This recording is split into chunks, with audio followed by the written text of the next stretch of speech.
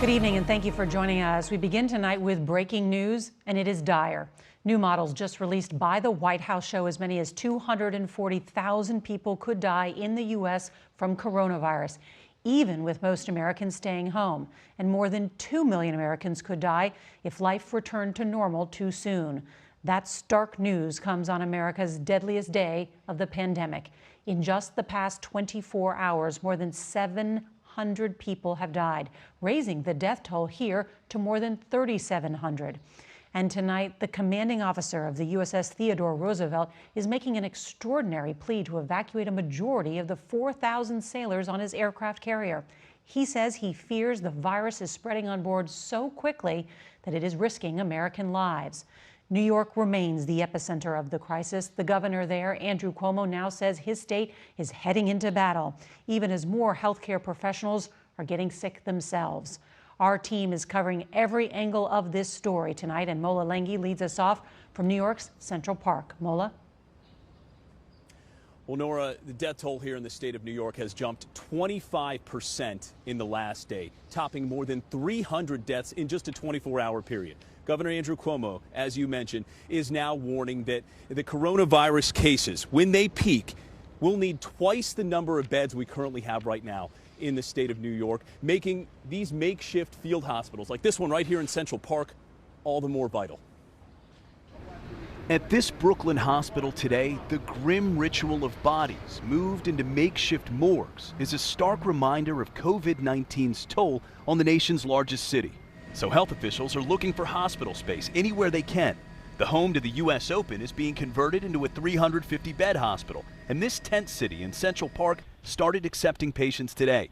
Family nurse practitioner Shelly Kelly came to New York from Tulsa, Oklahoma to volunteer. Ventilators are a crucial item in this response, and hospital systems here in New York City especially are overwhelmed. We underestimated this virus.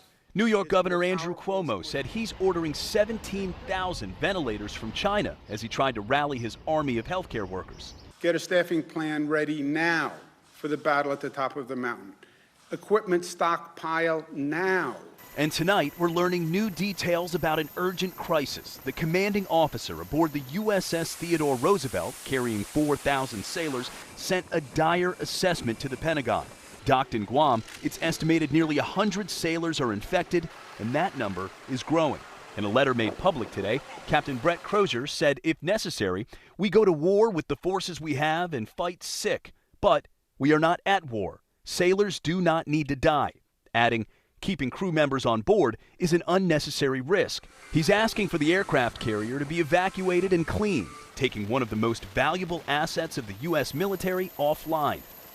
Also offline, nearly 400 Boston healthcare workers testing positive for COVID-19 at 4 of the city's largest hospitals. Daniela Lamas is a critical care physician at Brigham and Women's Hospital, where more than 100 have been infected. By being healthcare workers, we're not actually able to do what's being recommended to the rest of the country, which is stay at home. It's not surprising to me that more of us are testing positive than ever before. Long-term care facilities are also facing a crisis. More than 400 nationwide have infected residents. Among the 2 dead at Gallatin Nursing Home in Nashville, Clara Summers, who passed just days after her 89th birthday. Her daughter, Debbie Bolton, says she saw her 3 weeks ago, right before the facility went on lockdown. I would give anything if I could see my phone and it say Granny one more time.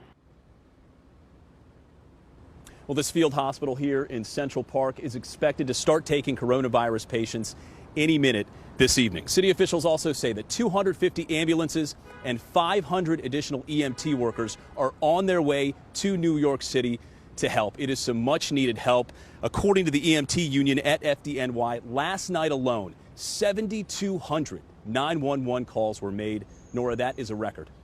How they are doing it. Mola, thank you.